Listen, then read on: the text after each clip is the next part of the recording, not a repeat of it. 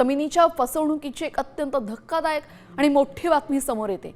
इथे थेट तोतया मालक उभा करून तब्बल 100 कोटींची जमीन लाटण्यात आलेली आहे। या महाघोटाळ्यानंतर आता आर्थिक गुन्हे शाखेने तातडीने कारवाई करत मुख्य संशयित खरेदीदारासह एजंटला बेड्या ठोकल्यात। दरम्यान या संपूर्ण रॅकेटमध्ये दुय्यम निबंधक कार्यालयातील अधिकारी आणि कर्मचाऱ्यांचाही सहभाग असल्याचा संशय असून पोलीस आता या संपूर्ण प्रकरणाचा तपास करतायत। उन्होंने तो मेकअप तो कर लिए, एआई कर लिए, आधार वेरिफिकेशन नहीं करे। उसके अंदर सब रजिस्ट्रार का भी काम था कि उन्हें आधार वेरिफिकेशन करना चाहिए।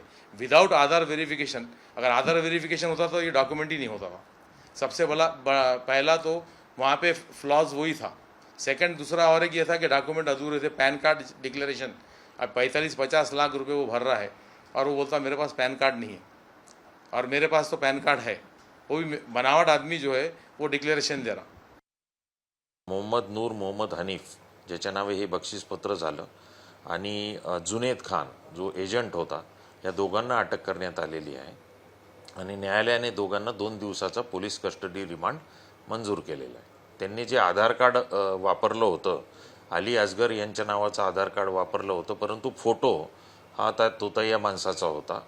नेमका आधार कार्ड कुठून तयार केलं, कसं तयार केलं हे पुढे येणाऱ्या तपासात निष्पन्न होईल।